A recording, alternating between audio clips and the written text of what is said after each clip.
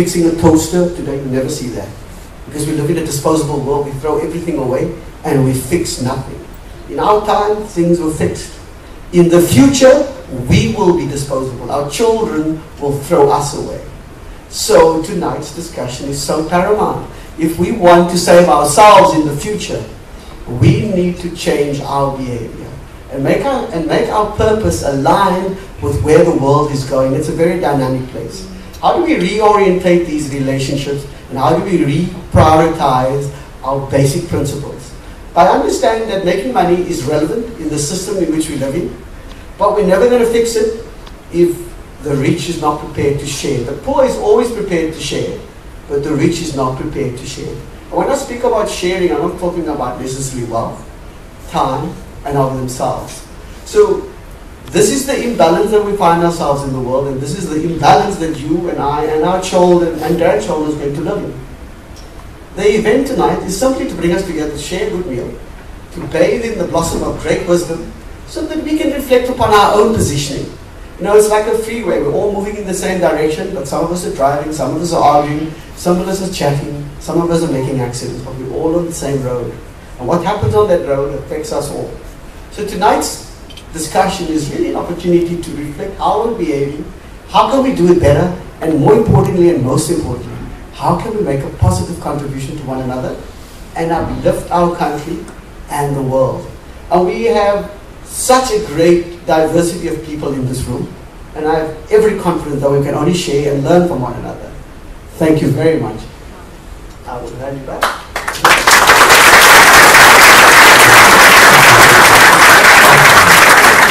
Thank you once again to our host and sponsor, Mr. Raghavan Mohan. He spoke about being the change that we wish to see in others. You know where that's from? The legendary Gandhi.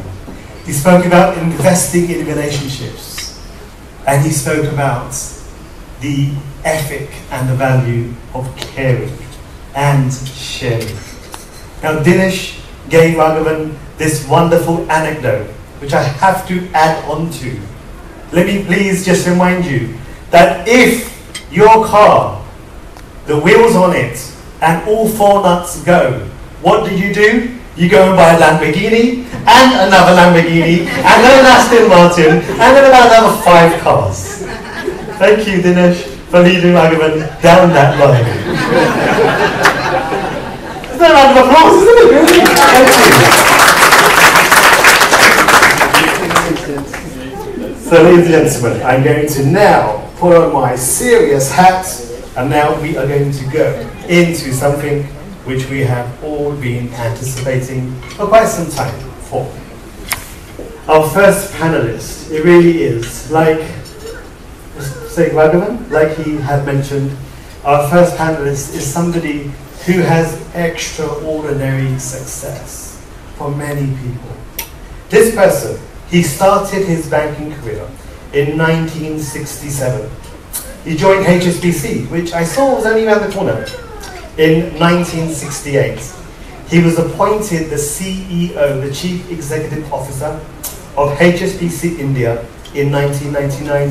And at that time, you would all understand on how he was the first Indian to hold such a position in the group's operations. He didn't stop. He then moved on to becoming a group general manager of HSBC, moved to Malaysia as deputy chairman and CEO of HSBC Bank Malaysia in 2002. Later on, in 2009, he led the continental European business comprising of 19 different countries. And then in 2010, he came back to the headquarters in Canary Wharf, London, as the group general manager. After 44 years, now some of you may believe I'm not that old. After 44 years of service to HSBC Bank, he retired, and as a brilliant cricket fan, he's now in his second innings of life.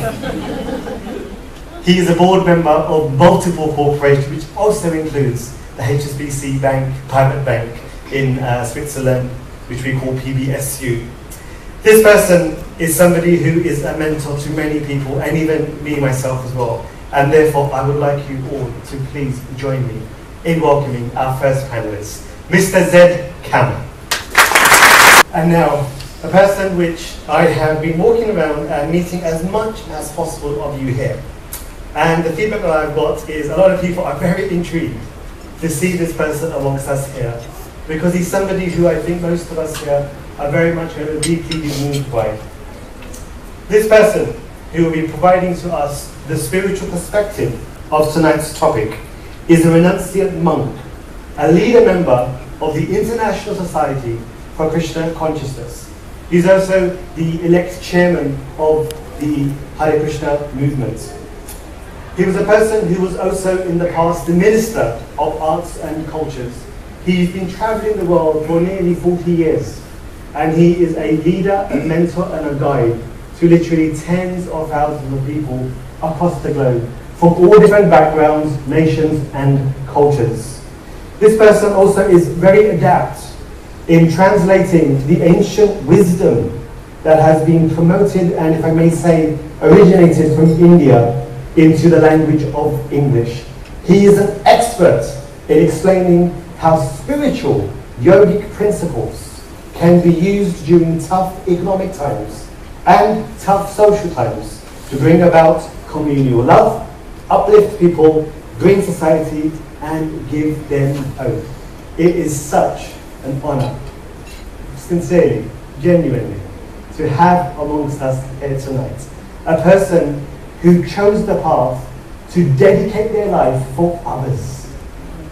A Swami in the Indian tradition is a person who lives at the mercy of others as a representation of God. He dedicates every moment in the service of mankind unconditionally. And to have someone amongst us here, it really brings me so much joy to request His Holiness Bhakti Charu Swami to come and join us on stage here. And to begin with, I would like to first point out that it is 8:45. Fortunately, because I'm Indian, I like my timings, so we will not run over. We're going to be speaking here, having a panel interview to about 9:30, followed by questions and answers from all of you yourselves. And don't forget all those thousands watching us as well. Thank you.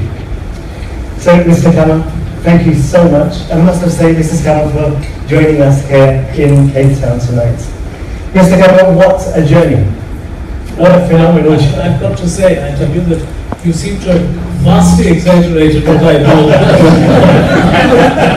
or have done. You know what they say, never trust those that are self-promoting.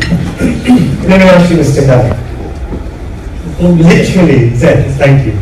Tens of thousands of people around the world, they get an education and they come to corporations like yourselves. And the goal really is money. Is that true? No, I don't think it's money, right, that actually drives you. If it's just money that's driving you, then I think that as a person, you've got a problem. But I'll give you a simple example. When you say that, I joined banking in 1967, absolutely correct. And I started out, in fact, in Citibank in India. And in 1967, Citibank paid me 1,000 rupees a month.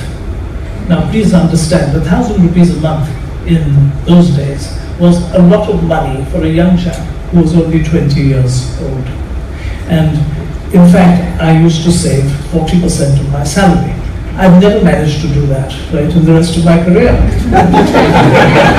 Not with a wife, but That was not planned, by the way. But, and this comes to the point which you're talking about, that is the goal money, right? I didn't like, and I'm sorry if there are any city bankers around over here tonight, right? But I didn't like the culture of Citibank. I didn't like the idea that all my friends, right, at 5:30 in the evening were at the Bombay Gymkhana playing sport, whilst I was sitting on my backside till 8 o'clock there, watching each other, because whoever left first was the guy who was not going to get promoted, right? So if I was going to live in that culture, right, I was going to be unhappy as a person. So what I did is I switched. But when I switched, so when we now come to the motive of money, right, from 1,000 rupees a month, the Hong Kong bank, in all its great generosity, right, paid me 300 rupees a month. But I stayed on, right, for 44 years. And in fact, the last 5 after I retired, right, I'm still a director of some of our subsidiaries. Right. So what this points to is that it's not money, right, that drove me, right, to this. It was a question really of saying, what is the satisfaction one wants in life? Is money going to be the satisfaction? In which case, stay on and do things which may not necessarily take you down the right path or to happiness at all. Or do you pursue paths which actually lead you to become yourself? So I'm just going to give you a quote to, sort of start that off. And I thought about this. There's a very famous Chinese philosopher called Mozi, right? Maybe I got a wrong pronunciation of his name. But what he said was, and I think about this a lot, he said, when I let go of what I am, I become what I may be. Now think about that, right? When I let go of what I am, I become what I may be. What that means is, it's actually a journey. Nothing is static, and I think you mentioned that yourself. Right? Nothing is static, it's the journey. And it's the journey that actually matters, and how you conduct yourself in that journey, and where that journey takes you. And that journey only takes you to the place you want to go to, if you have a purpose in life, which is beyond money. But I think we will discuss, right, the importance of money, because money is important. You cannot move away from money. So, thank you, Zed. And just to quickly conclude on this point, how would you, as somebody who's had half a century of experience in literally dealing with your money, our money, and the money of the world, how would you define success? You've seen people with no money and lots of money. How would you say that success can be measured? Success is not something which, you have a yardstick and you measure it, and that the answer to that is that, oh well, if you come down 15 feet down that yardstick, you've actually reached success. Success is something which happens throughout your life, or you keep striving for it, right? So I can't give you the answer which you're looking for, that what is the answer of success. Success is a very personal thing, and I think Swamiji will bear this out, right? That what is success? Success is a very personal thing in your life. You know, right, whether you've succeeded or not. Because the one thing which I believe in totally, right, is that you know the answer to most questions. You may want to obfuscate sometimes and think that something else is the answer, right? Because it's convenient. But in your heart, you know what the answer is. So I think each one of us, in our own way, must look within ourselves and see and say, is this success? Thank you, sir. I think that's something that people have got to think about themselves. There's no answer to, is this person successful? You don't know how that person feels, actually. Yes. But it's a very personal feeling. Thank you. There is a great philosopher of, once again, the Indian scriptures. He spoke about the deer. He says that the musk within a deer is something which is invaluable. By the way, His Holiness is a person who doesn't stay in any country or city for more than a few days. He's constantly on the move. And therefore, bearing this in mind, I would like to ask His Holiness, if money is only the means, what is the real goal of money, in your opinion?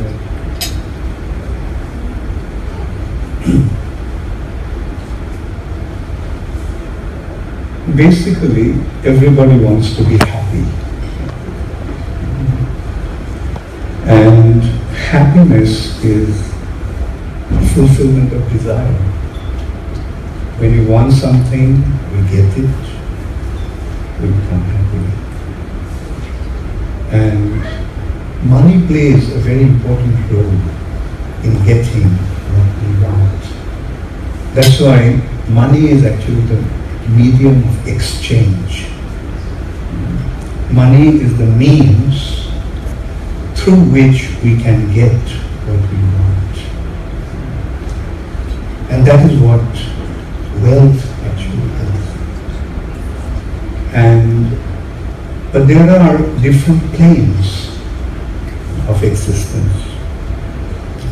We have this plane of existence, which is of gross material plane. And beyond this gross material plane, there's a subtle plane. And in that plane, money actually won't have any value. In that plane, what is actually the medium of exchange is our good deeds, which is called bhakti. Right actions generates piety, and wrong actions generate sin. As a result of wrong action, we suffer, and as a result of our right action, we enjoy. And this piety is actually subtle wealth. The way we act, accordingly we get our results. For example, we see that some individuals, they very easily get what they want. Some individuals are born in the family of a billionaire, and some other individuals are born in a poverty-stricken family. Now, it's not a chance happening. This is our previous acts that are actually determining those factors. So, the point is, in the ultimate sense, the medium of exchange is not just money.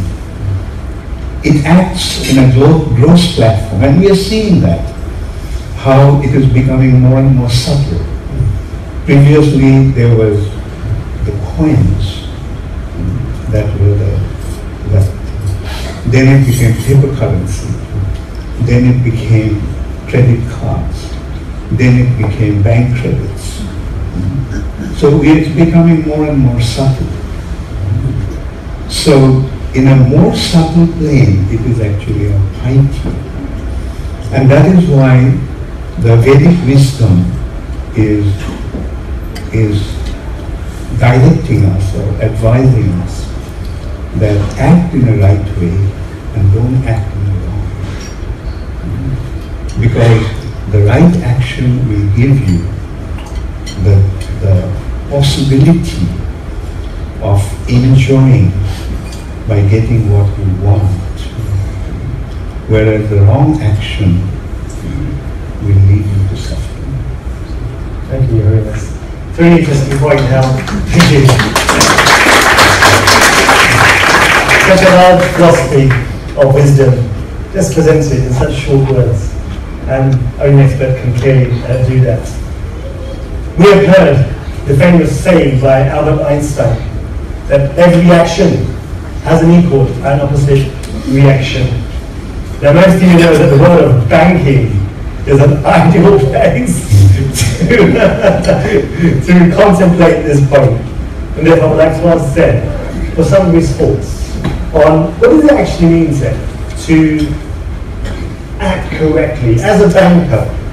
How do you feel that your clients and the banking institution, what does it mean to say that someone with wealth, or someone who's a custodian of wealth, or a manager of wealth, should act correctly? What is acting correctly? Acting correctly as a banker. So it's quite a difficult question, because bankers aren't particularly liked. And probably very often quite rightly. Right? But the essence of banking, right, has always been one word only. It's called trust. There's nothing beyond that, right? my word is my bond, right, which has been said so often, right? That's what it's about. And that's exactly what was broken, right, in the banking world over quite a long period of time. It only came out, right, in different ways, and we sort of make 2008 a very sort of important time. But banking, like anything else, right, and banking is not unique in that. The whole question is trust. And trust is something which either you have or you don't have, right?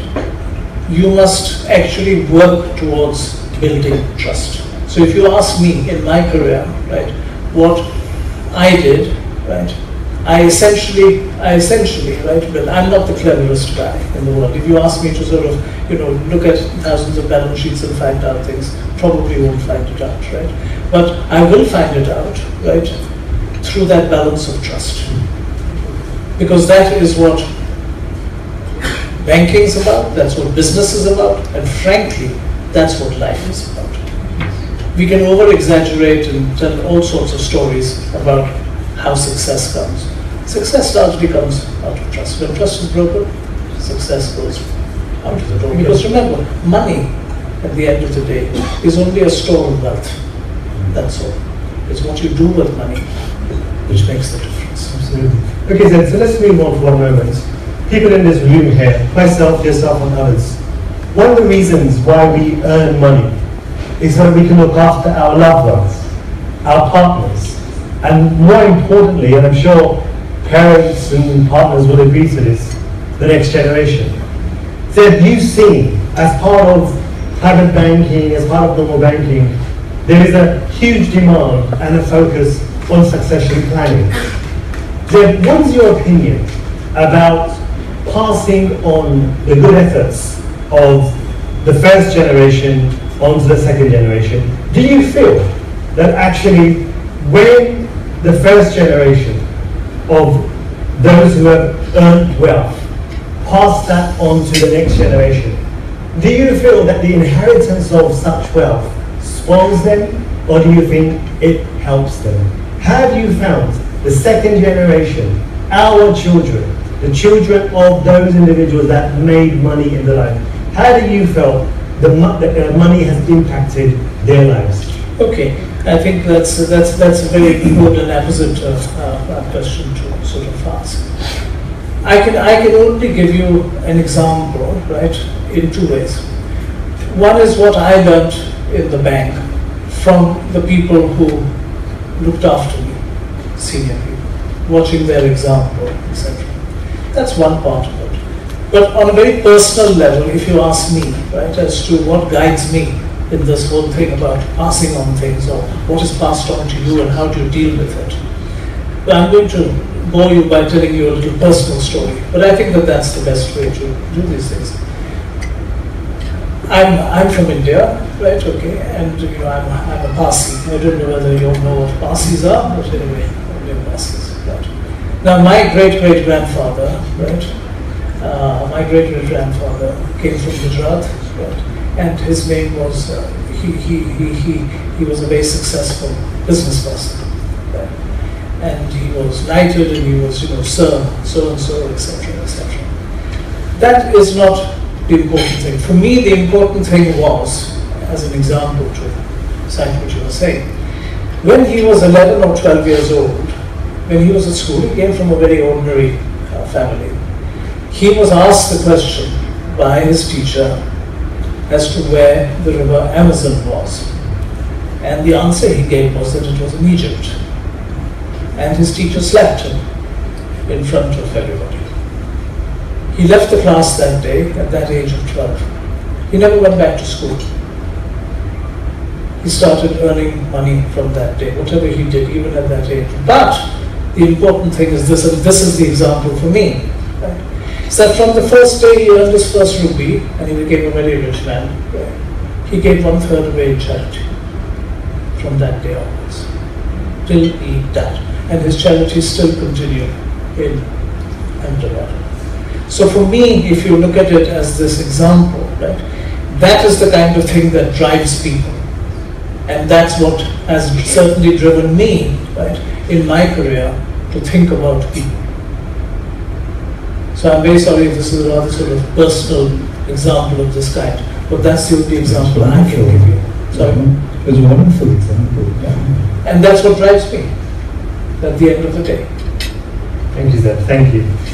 Johannes introduced a concept which I think most of us can relate to, but I'm not entirely sure whether that concept really resonates with us, the concept of piety. What actually is piety? Now, somebody who obviously is from the current generation who is making a career out in the world and has just fallen off my ear, but you can still hear me, can't you? Fine, thank you. Sometimes when we talk about piety, we can get drawn into religion.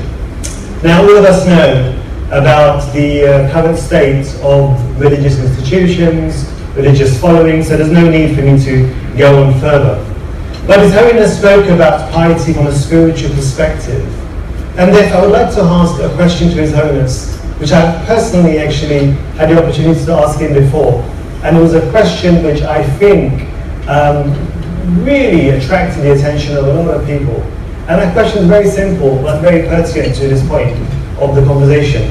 Your Holiness, what would you say is the relationship between religion, which as you know, doesn't have the best of reputation nowadays. What is the relationship between religion and, if I can say, spirituality? Well, first of all, I have to describe that beyond this material plane, there is another reality, and that is the spiritual reality. For example, matter is inert, and although our bodies are made of matter, these bodies are alive. What makes our body alive? It's the presence of the soul. The soul is not a product of this world of matter. The soul comes from another reality, and that is the spiritual nature, spiritual side. Now, and that is the knowledge or understanding of that spiritual reality is spiritualism. Now, religion actually is the means by which one can understand the spiritual reality. For example, say physics is the means to understand energy. Mathematics is the means to understand numbers. So, physics is a science. The way to understand a subject is actually science. Similarly, mathematics is a science of understanding numbers. So, in that respect, I can say religion is actually the science to understand the spiritual reality in its pure form. But unfortunately, today the religions have become degenerated. In that respect, I recall a statement by Will Durant, an American philosopher. He said, a religion remains a religion for first few years. Then it becomes a philosophy. Then it becomes a political convenience. And then it becomes a mere ritual. So unfortunately, most of the religions today have degenerated, degraded into that, the mere ritual state. Like it's a faith, and in the name of that, the way people are acting, intelligent class of people have lost faith in religion. That's why today in UK, 56% of people don't believe in religion. I recall in 2014, the number was 45%. In 2012, it was 25%. So you can see in 4 years' time, people have lost faith in religion. Why? Because what's going on in the realm of religion, no intelligent person can have faith in that. But the reality is, it's a science. We have to treat religion as a science. The means to understand the spiritual reality.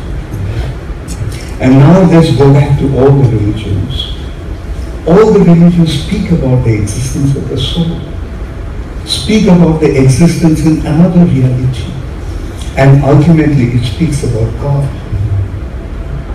So, so in its essence, all religions are actually speaking about the same thing.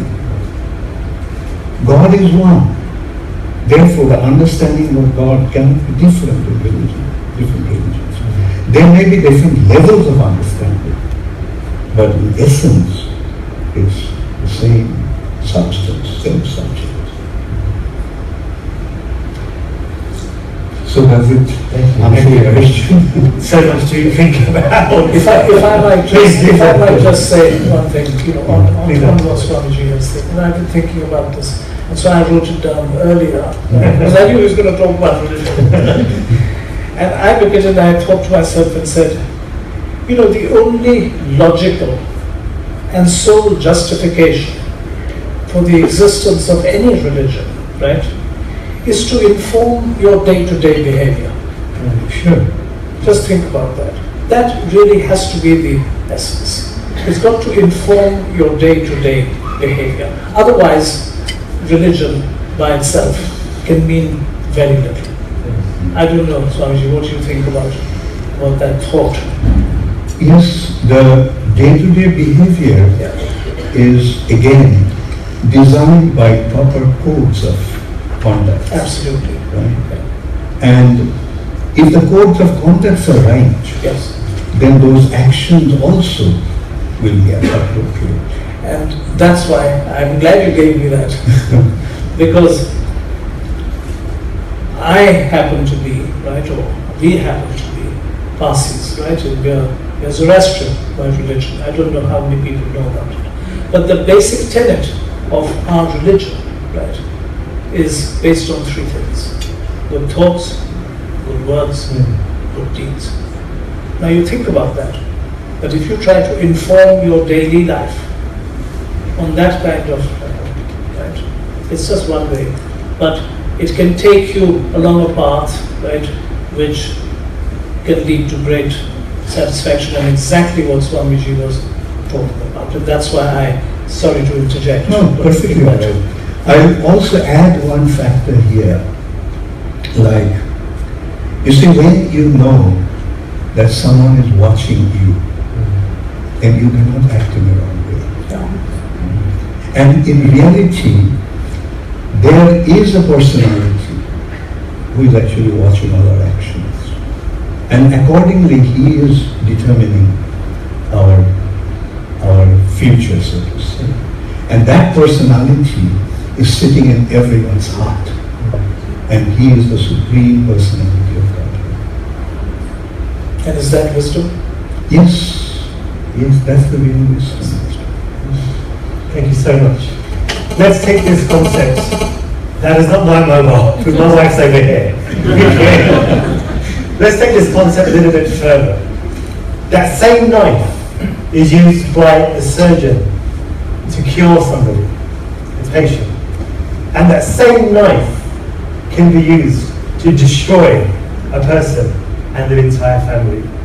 Zen, in your experience, what is the best use of money?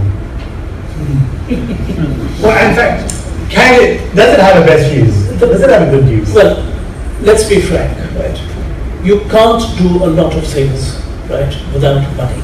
And what I'm talking about is not I'm talking about buying this or buying that, right? I'm talking about doing good.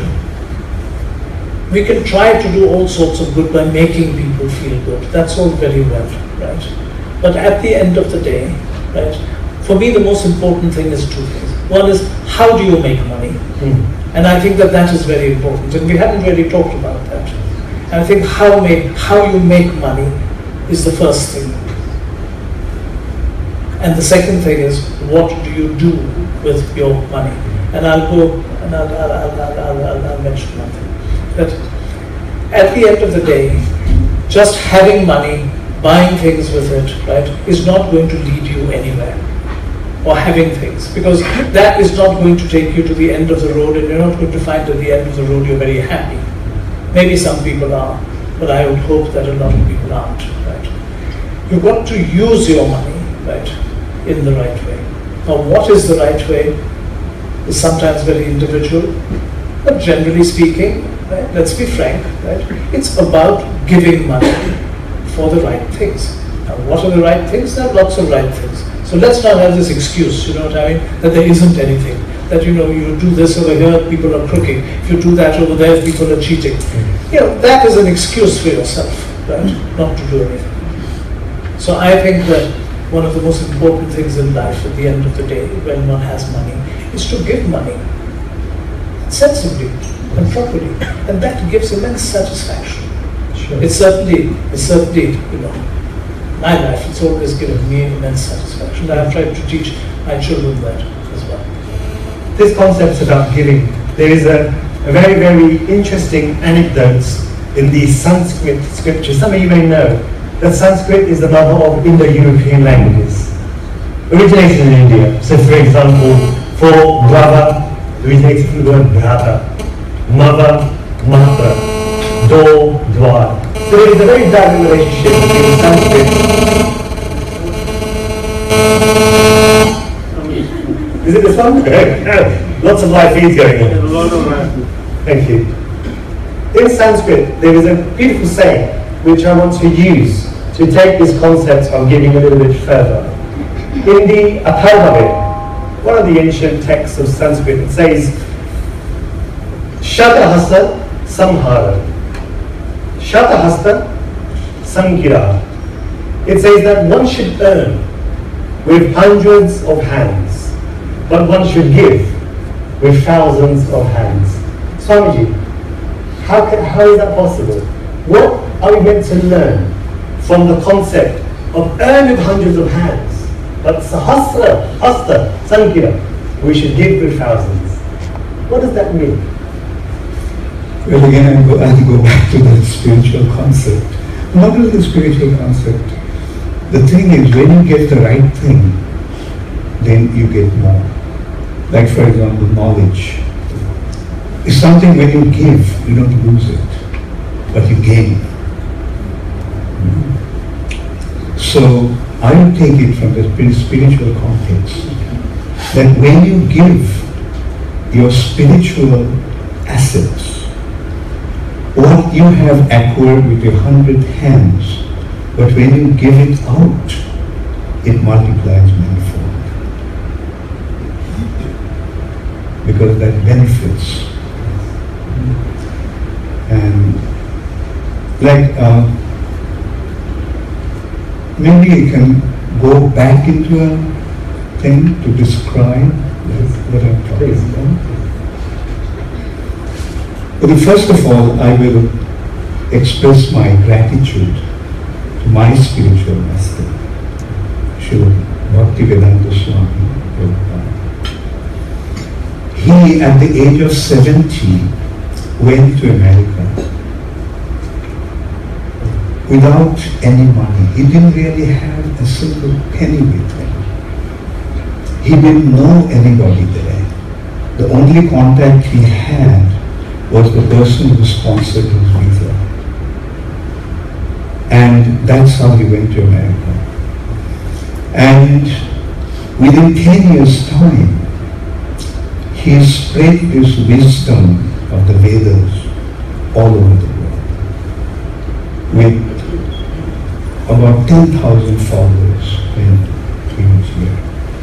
Today the number has increased to, I do not really know what the number is, but at least we can say Prabhupada within 10 years' time established 108 temples. And today all over the world we have 685 temples. So that is how it has expanded even after his departure. The wisdom that he gave, I consider that that's the highest thing that I have ever come across. The Vedic wisdom is defined through 6 branches of philosophy. They're known as Sat Darshan. And the Vedic wisdom has 3 sections. The first section is the section of action, or karma kanda section. The second aspect is knowledge aspect, or jnana kanda section. And the third aspect is loving relationship with the Lord. So gradually it is taking us to the point of recognizing our identity and recognizing Him and our relationship with Him. The Vedas are not saying, don't do this, don't do that. Vedas are not saying, don't try to enjoy. Because basically everybody wants to enjoy. The Vedas are saying, try to enjoy the right way. Because if you act in the wrong way, then instead of enjoying, you'll suffer. For example, somebody, the battery.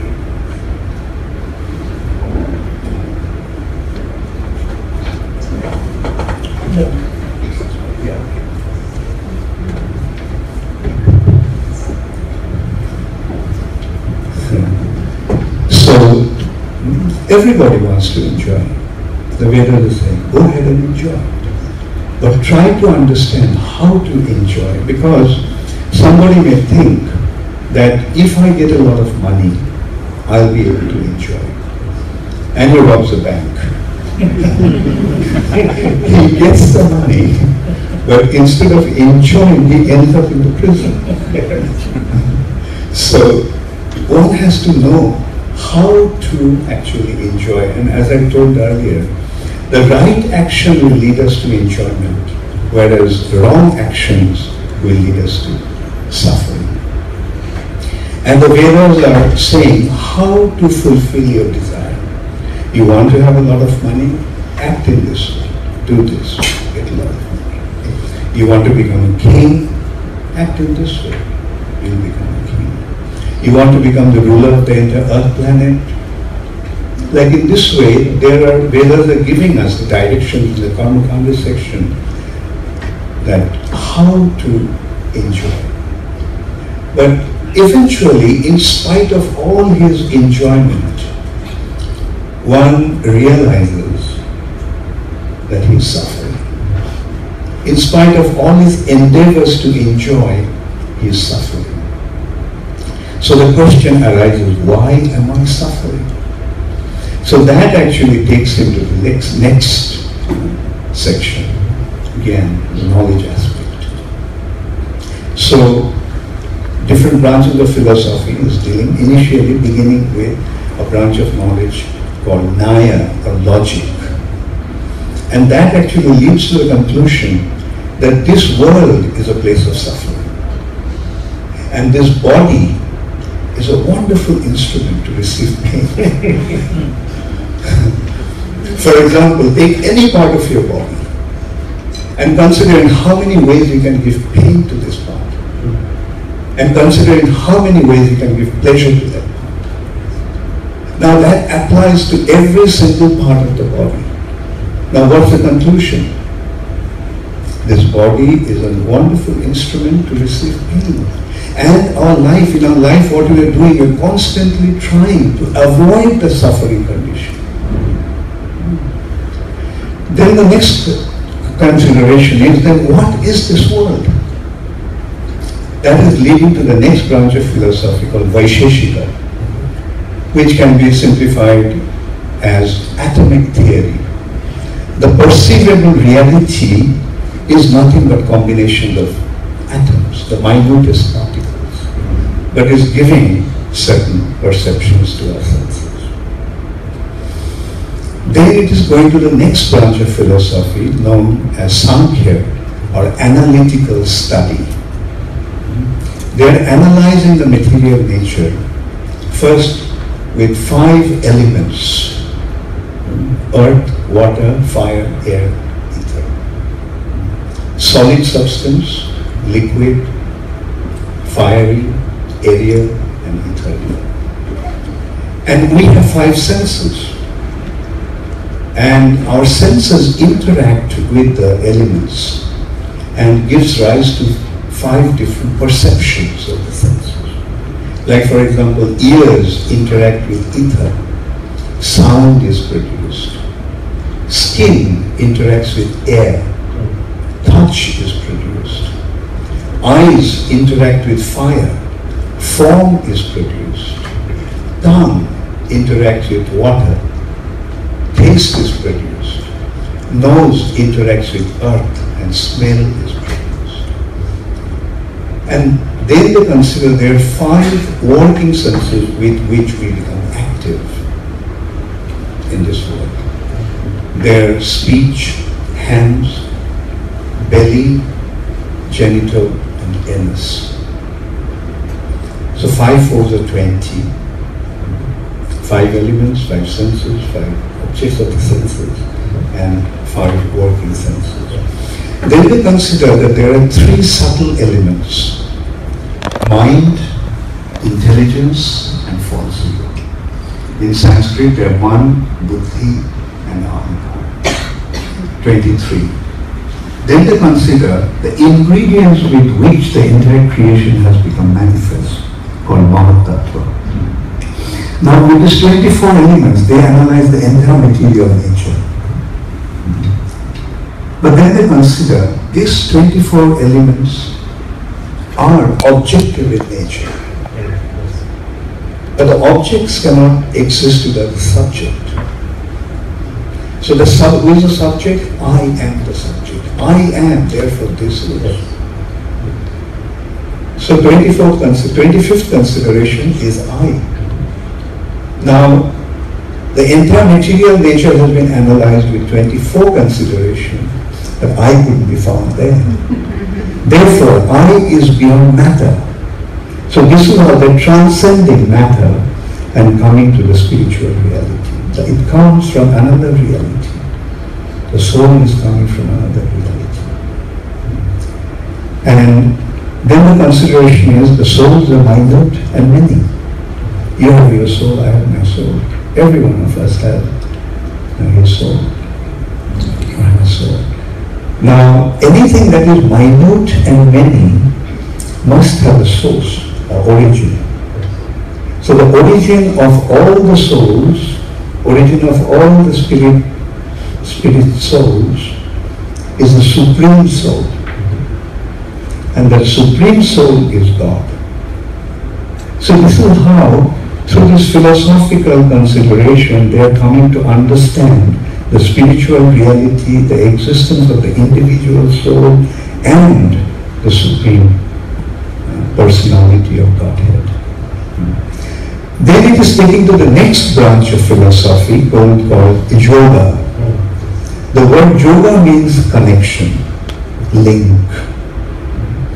Now, if we are parts and parcels of God, then we must have a relationship with Him. So yoga is the process by which one recognizes his relationship with the Lord. And it results into surrendering to Him. So when one surrenders unto the Lord, then the Lord picks him up in His loving embrace. And that loving relationship with the Lord is the ultimate conclusion, which is known as Uttar Mimamsa, or final conclusion. So this is how the perfect understanding has been given. Like, you see, and that is the essence of religion. Like, it is not just a matter of faith. I believe in this or believe in that. It should be treated as a science based with proper understanding and proper information. Thank you very much. How about that, ladies and gentlemen? Never heard such a scientific, systematic, the entire process of arriving at that point that I think many people find a very great difficulty to contemplate. Thank you so much, Your Holiness. And as I said, like, the credit goes to my spiritual master, who actually imparted the knowledge to me. And he instructed us to distribute this knowledge. And that's what we are trying here. Right? Thank you, Swamiji.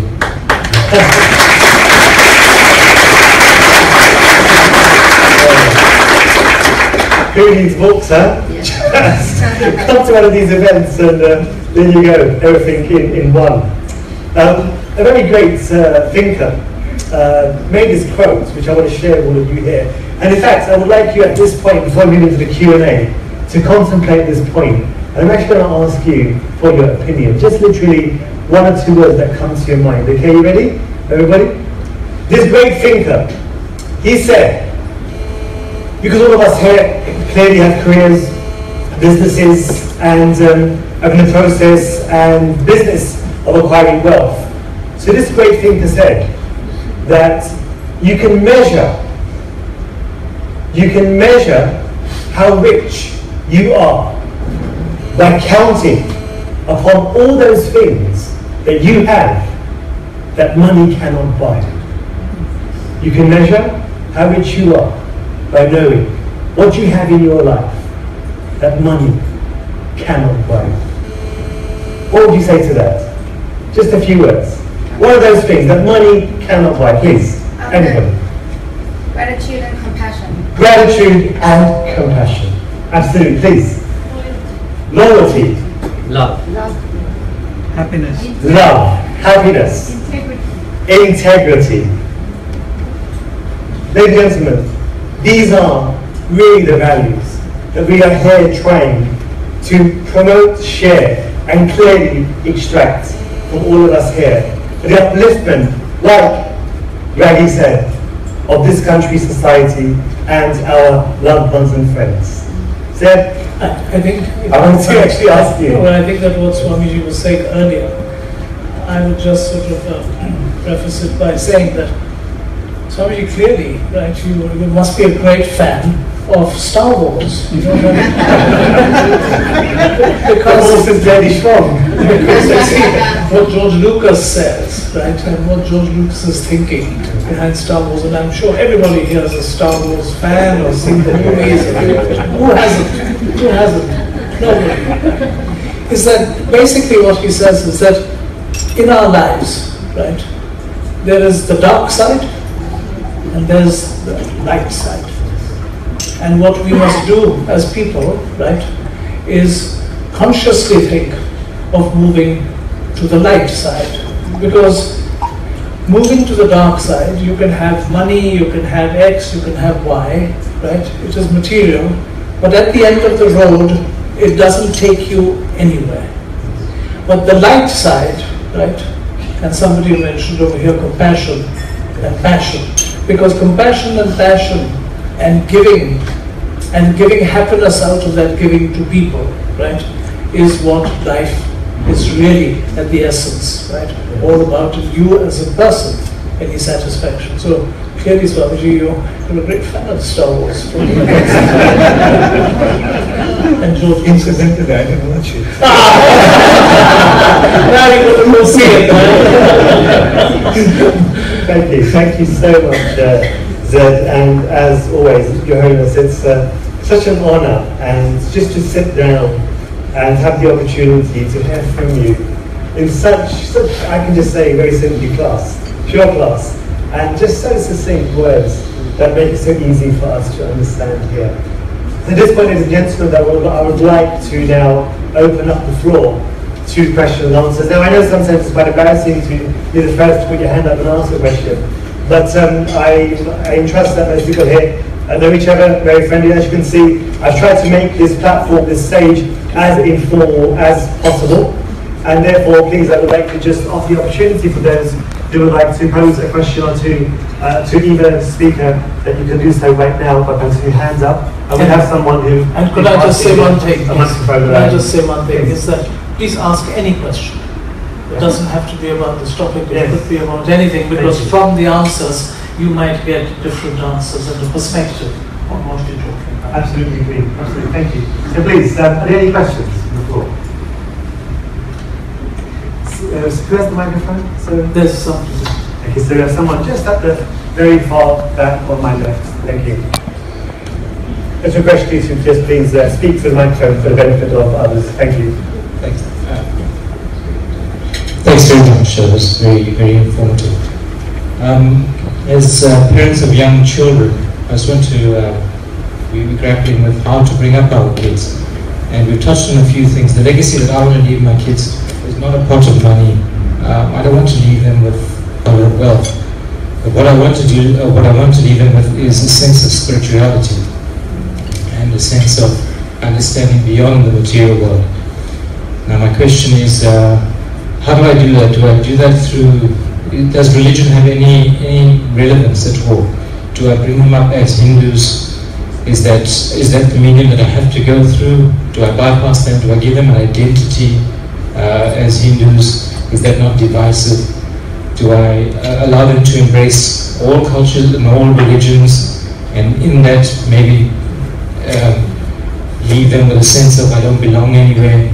So those are the things that I'm grappling with at the moment. How do I instill, how do I leave them with a sense of spirituality, yet leave them grounded enough to know? Start from here. Thank you.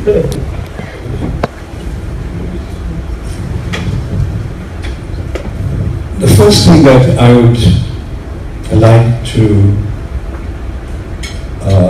consider here or remind everybody is that religion should be treated as a science, not just as some faith or belief.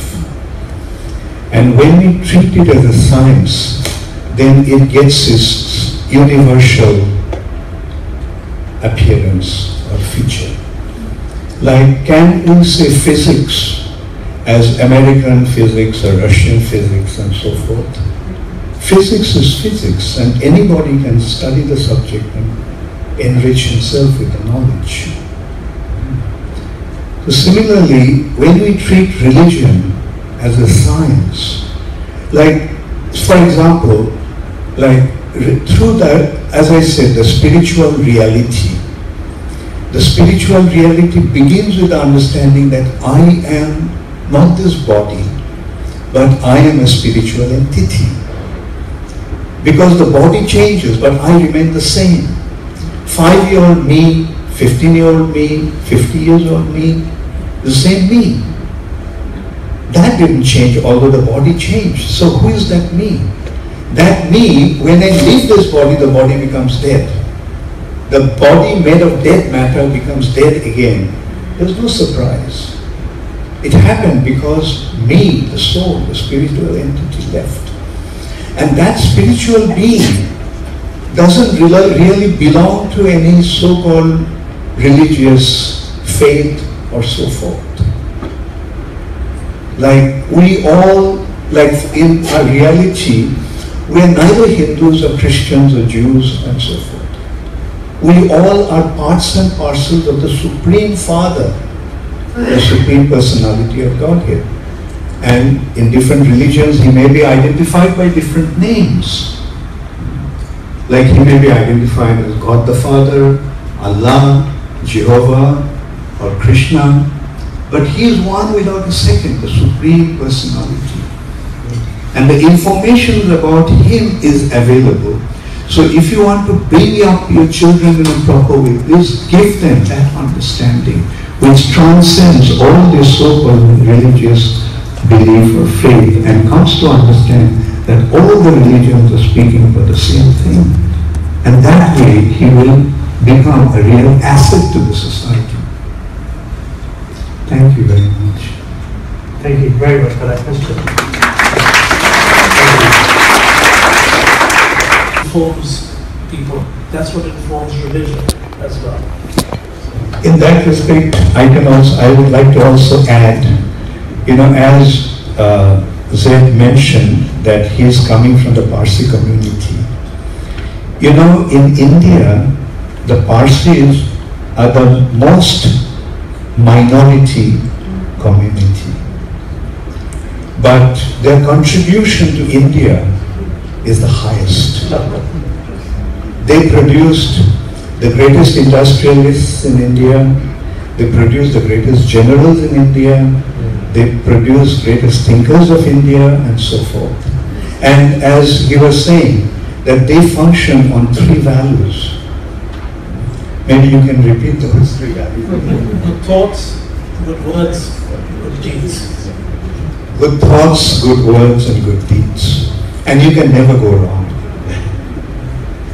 Thank you.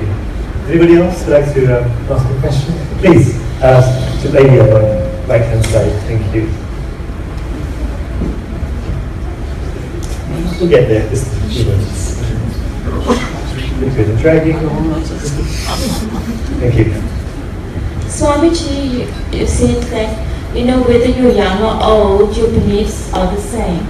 But I somehow think differently. You know what, circumstances that you've been through makes you change the person that you are. Sometimes you become a stronger person, so I just want you to know my belief is slightly different.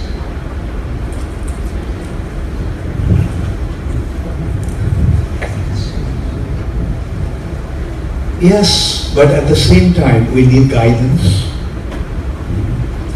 Yes, circumstances do affect us, but what really matters is proper guidance.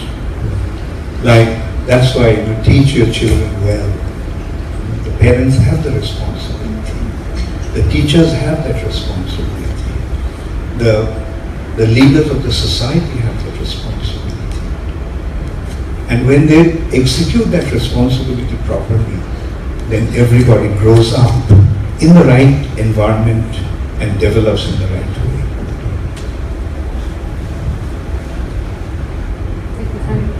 Please, yes, lady next to her. Thank you. Thank you. Zed, I have a question for you, because coming here this evening, I thought that we'd be talking about banking and spirituality. And I couldn't quite reconcile that. And then I thought, okay, maybe there'll be some focuses on wealth preservation, wealth growth, and how do you actually then become socially and spiritually responsible for giving back. We know Islam has a banking system which allows to some degree for banking interest, etc. But I don't know, in a greater scheme of things, banking and spiritual conscience, is there something like that that has to be developed? I don't know. Because I think what if I might say, I think what you're inferring is that can banking and the spiritual side actually reconcile themselves to each other, because they appear to be, right, so different from each other. Because here in banking you're making money, you're lending money, you're earning interest, etc. Right? And Islam, sort of through Islamic finance, right, tends to say that, you know, it's profit sharing, right? Now, I don't want to sort of hurt anybody's feelings or anything like that. I'm the person in HSBC who in fact started Islamic banking around the worldwide, right? And I didn't do it out of any spiritual thinking at all. I looked at it purely, right, as something which was an opportunity, right? That here were a whole set of people who were not being banked, who we could bank by making them feel better. Now, I'm not going to get very controversial by using this phrase. And please, nobody misunderstand me, right? I call it fig leaf banking, right? Okay, but it's the same thing at the end of the day, you know.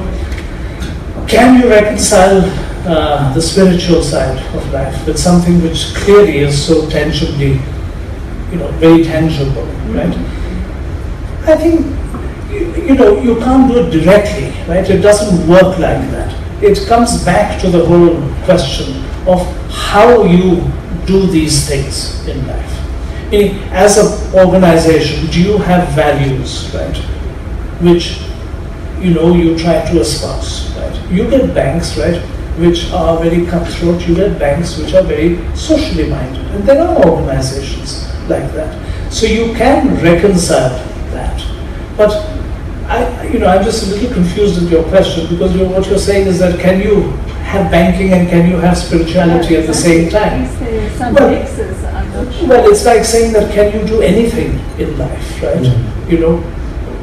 Not just banking, right? There are lots of business people over here, right? And it's a question of business ethics. So it's a question of how you do these things. It's a question of what I said earlier, how do you make your money? When you make your money, do you have a relatively guilt-free conscience, or don't you? And frankly, only you know the answer. And you know the truth. And you can bluff yourself as much as you want to, right? So either you will get satisfaction at the end of the day, or you will not. And that's the only way I can suggest that you reconcile these two very, very philosophically diametrically opposed things. And I think it's very personal. It's how you do it. It's what you do. And you know what you're doing. Everybody has choice. Let nobody believe that things were forced on them. Everybody has choice. You must make the choice. That's the only way you can answer your question. Thank you. Thank you, Zed. Just before I take the next question, I think it's a really good opportunity to just cancel reflect upon the very point you mentioned. I think it's a very, very good point, in fact. I just want to spend a moment deliberating on that, just a few. The lady spoke about banking values. One of the greatest texts of yoga, you all know about yoga and its benefits in society. The most oldest text on yoga is a text which was written, I can tell you the details, because I'm a great lover of that particular text, the Bhagavad Gita, in the year 3152 BC. So it's a very old text. In the Bhagavad Gita, there are principles of ethical banking which are delineated in a lot of detail. And some of those, for example, are ahimsa. Ahimsa, acting in such a way that creates minimal violence to another living entity. There's the concept of loka sangraha, acting in such a way that creates the greatest happiness and benefit globally.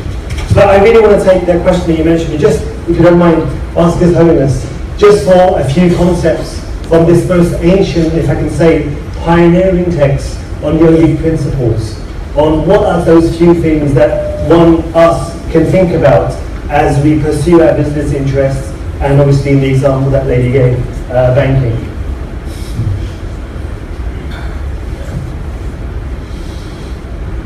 Well, we can lead our life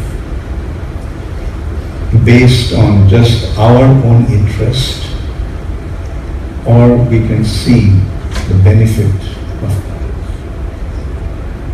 In a proper kind of working. Yes. So, whatever we have, like whatever the excess is, it is always advised that you share it with others. Yeah.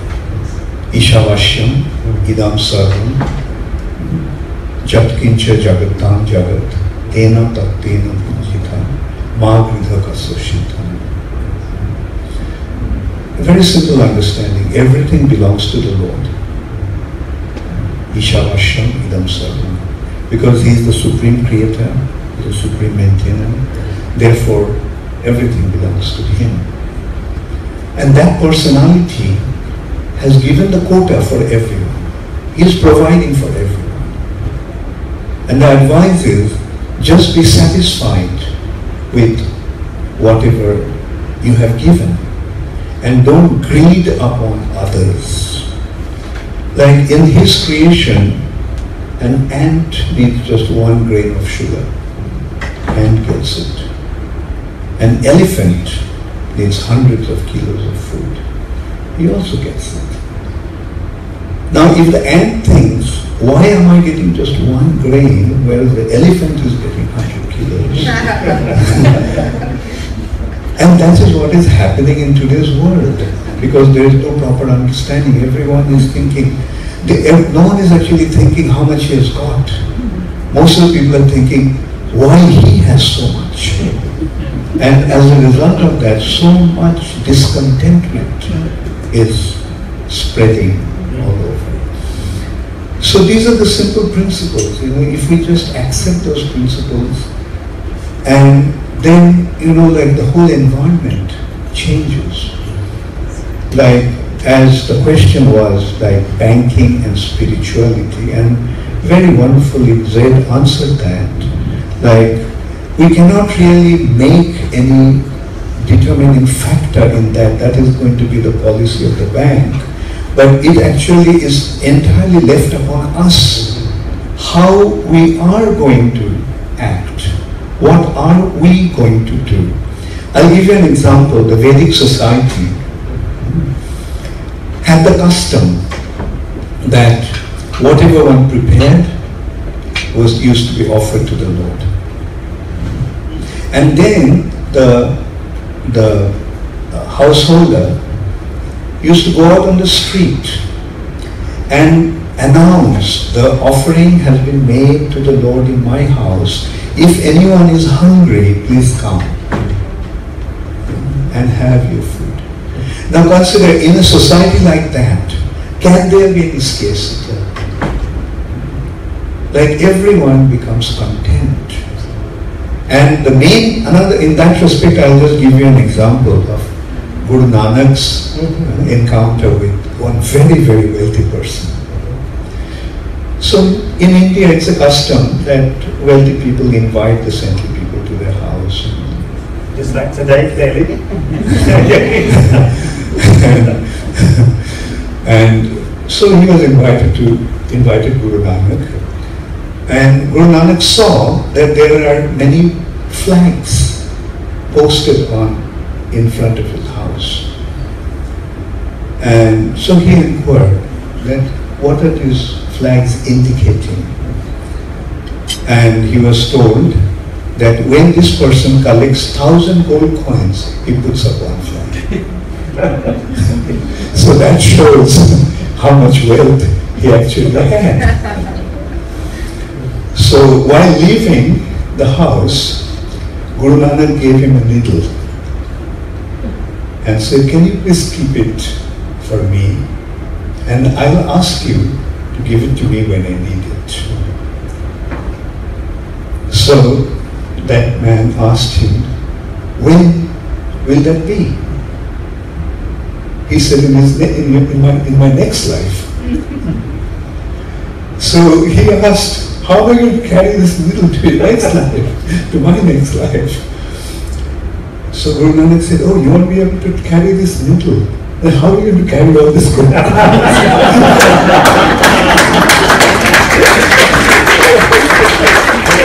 So these are the simple facts that we have to understand. That whatever we are collecting here, we won't be able to carry a single bit of it with us. Therefore, let us utilize whatever we have for the benefit of others, for the benefit of the society, because by helping others, we derive an immense joy that no amount of money can buy. Thank you so much.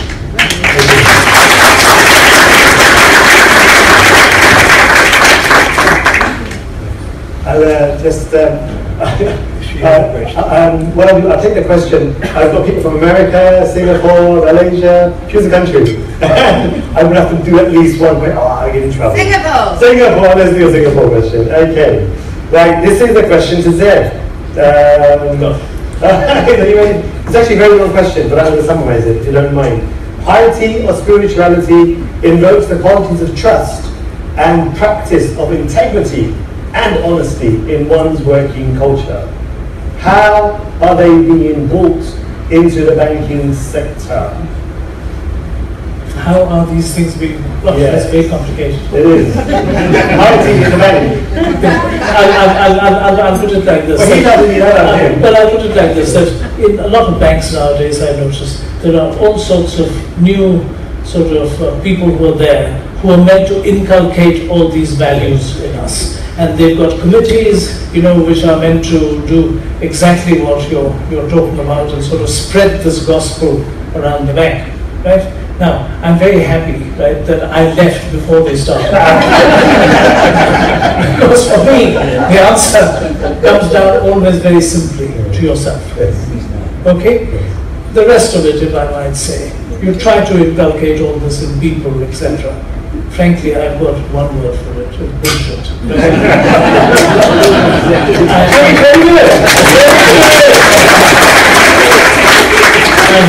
Anyone ever seen a round of applause after words like that? I hope my group chairman isn't hearing all this, right? You know what I mean? But even if he is, well, that's his problem.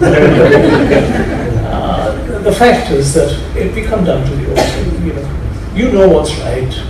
Stop giving us this long, drawn-out lecture. Now, young people, very often, they may not have that much experience. They can get caught sometimes, because they haven't got that experience in knowing where the lines are drawn, right? But that comes out of experience, right? It doesn't come out of people giving you long lectures for a very long time.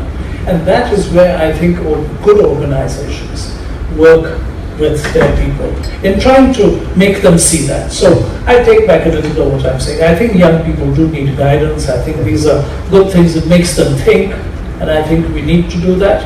But eventually, conduct will come down to yourself. Absolutely. Thank you, sir. We have run out of time, and so sorry. Should we quickly throw in one final question? A question for the room. Well, I'm from New York, and I've been working in the finance industry for over 20 years. And recently, President Obama passed the Volcker Act and the Dodd-Frank Act, the Volcker Rule, to hold banking and finance accountable at a very high level. So you could pass that or categorize that under ethics and accountability. That's fine. Every day, for me, I'm rather cynical. Every day when I go to work, I don't expect more ethics from my colleagues and such. I expect intellectualism. I just don't want to work with stupid people. I want to work with people who can deliver. However, when it comes to religion, that's far more personal to me. When the orthodoxy and the orthopraxy are in conflict, and the orthopraxy deviates substantially from the orthodoxy, that leads to personal disillusionment. As far as my workplace goes, as long as you're not stupid and you're qualified and you have the products delivered, no problem. But in my religious sphere, in my personal life, when you see hypocrisy, when you see a compromise, when you see that the teachings are not the same with the daily practice of any religion, and we're killing each other, we're making each other's lives miserable on a very high level to a very personal level. I personally wonder, is there a God? Should I follow a God? Thank you. I think that's a very good question to close on, and I think we'll have to... The only answer I can give you is you follow yourself, But Swamiji, you can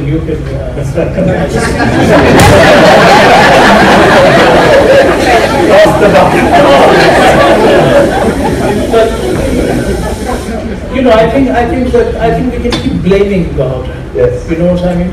And it's a very easy thing to do, and it's very, very convenient, right? That we look at God or religion or whatever it is. These things are matters of choice, right? And these are choices. These are straightforward choices in one's life one's got to make. And look at those. Thank you.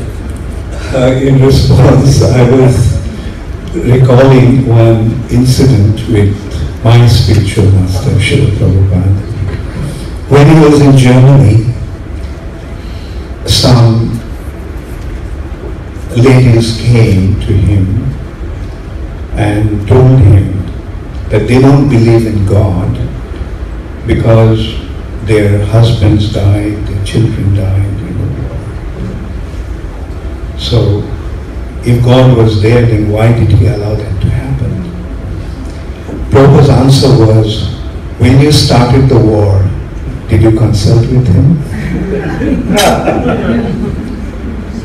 So, we don't really take Him into consideration.